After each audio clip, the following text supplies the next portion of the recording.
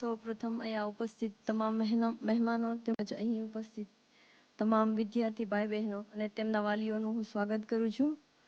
શુક્ર અદા કરું છું એ ખુદાનો કે જેણે મને અહીંયા બોલવા અને કાબિલ બનાવી. તારીફ બધાએ આ શુક્ર ગુજાર છું કાઉન્સિલ ઓફ ગુજરાતનો, જેણે મને અહીંયા બોલવાનો મોકો આપ્યો.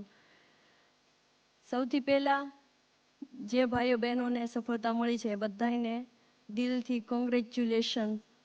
અને તમારું ફ્યુચર બ્રાઇટ બનાવો અને કંઈક જિંદગીમાં કરી બતાવો ને, એવી બસ શુભકામના છે મારી.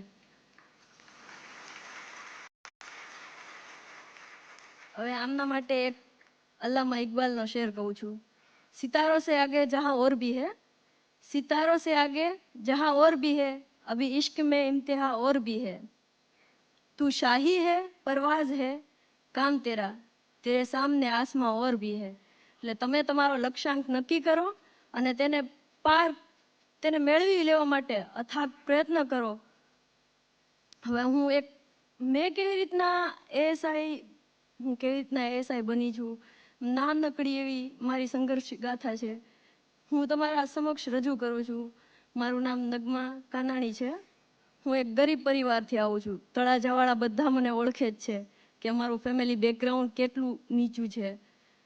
પણ જે મારા મમ્મી પપ્પાની ઈચ્છા કે હું એક આગળ ભણું, હું કરું, ઘણી બધી અડચણ આવી, બધાનો સામનો કર્યો અને પછી ધીરે ધીરે બીકોમ સુધી હું પહોંચી ગઈ. બધું તળાજામાં જ કર્યું છે, ક્યાંય બહાર નહીં કર્યું. એટલે ભણી લેવાય, આપણે ગામડા લેવલે હોય ને તો ગામડા લેવલે ભણી શકાય છે.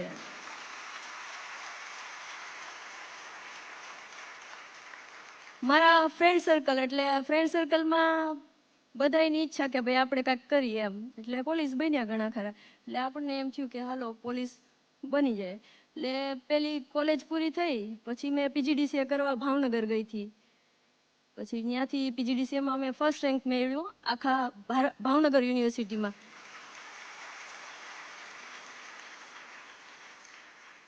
એટલે પેલી ભરતી આવી પોલીસની, એટલે રાજકોટ સેન્ટર આવ્યું. હવે તો કે એટલું બધું દૂર તો કે નહીં જવાય મારાથી, કેમ કરવું, હાલો કાંઈ વાંધો નહીં, રાખી દીધું. પછી બધું થયું ને બિન સચિવાલયની એક્ઝામ આપી, 118 માર્ક જેવા થયા મારે. સારું એવું થઈ ગયું. પણ હવે સરકારે આપણા નસીબ જોયા કે ભાઈ આને નથી આગળ આવવા દેવા, એટલે સરકારે કેન્સલ જ રાખી, આખી એક્ઝામ જ કેન્સલ રાખી દીધી. કાંઈ વાંધો નહીં, આપણે તો લડી જ લેવું હતું ને. એટલે કોરોના આવી ગયો એવામાં. એટલે કોરોનાને બધાએ આપત્તિ લીધી. ઓલા કે મેં કોરોનાના હિસાબે ભણી ન શકી, કાંઈ નહીં. રાતના 8 વાગે બેઠી જવાનું, 12 વાગે ઊભું થવાનું. એ પહેલા ક્યાંય ઊભું નહીં થવાનું, એટલું વાંચવાનું બસ. અને સાથે સાથે થોડુંક આર્થિક પરિસ્થિતિ અમારી નબળી, એટલે સવારના ટ્યુશન ક્લાસીસ કરવાના 1-2 કલાક, કોઈને જાણ કર્યા વગર, કેમ કે કોરોનામાં ઘરે નહીં આવવા દેવાના કોઈને. એટલે પછી જેવો કોરોના કાળ પૂરો થયો એટલે લગભગ 2019માં એક્ઝામ આપી મેં પોલીસની.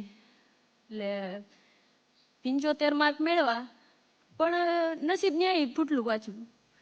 રનિંગમાં હું ફેલ થઈ, દોડી જ ન ગાણું.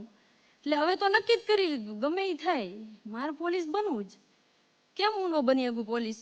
એટલે પછી છેલ્લે 2021-22માં મેં એક્ઝામ આપી. એટલે રનિંગ એ થઈ ગયું, કેમ કે નક્કી જ કર્યું હતું કે મારે કરવું જ છે.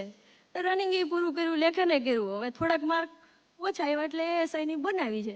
ને હાલ અત્યારના હું જોઉં છું કે મારું સપનું ડીવાયએસપી સુધીનું છે. જો તમારી દુઆ મારી હારે રહેશે ને તો એ થઈ જશે. હવે આમાં કેવું એવું છે કે ઘણી અસફળતાઓ મેળવી, એટલે ઘણા એવા હોય કે ભાઈ એક વખત સક્સેસ ના જાય, ફેલિયર થાય એટલે નીચે બેઠી જાય. પણ એવું નહીં કરવાનું, કેમ કે અલ્લાહે બધાને એક સરખી માટીમાંથી જ બનાવ્યા છે. અલ્લાહે બધાને એક હરખું કર્યું છે ભાઈ, બધાને ખૂબી આપી છે. અને આ બધી સફળતા પછી મેં મારો એક સફળ માર્ગ અત્યારના તમારી સામે હું સુરતમાં આસિસ્ટન્ટ સબ પોલીસ ઇન્સ્પેક્ટર તરીકે ફરજ બજાવું છું.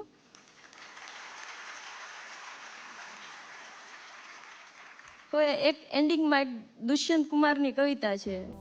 हो गई है पीर पर्वत सी पिघलनी चाहिए, हो गई है पीर पर्वत सी पिघलनी चाहिए, इस हिमालय से कई गंगा निकलनी चाहिए।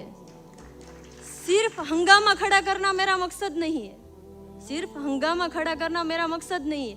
मेरी कोशिश है कि ये सूरत बदलनी चाहिए। આપણા શિયા કોમ્યુનિટીમાંથી બી જેને પોલીસની ઈચ્છા હોય અને બનવું જ છે એવું ધારી લીધું હોય તો હું મારો નંબર 1 શેર કરી રહીશ। એમાં જે રીતની સ્પર્ધાત્મક પરીક્ષાઓમાં પાસ તમને કઈ રીતના ગાઈડન્સ જોવે છે તો એમાં મને તમે બેઝિઝક પૂછી શકો છો।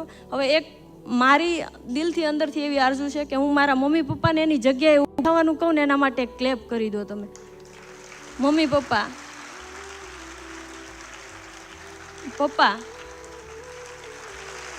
આ બે જો મારા માટે ન હોત ને તો હું અહીંયા સક્સેસ અહીંયા સુધી પહોંચી જ ન શકત।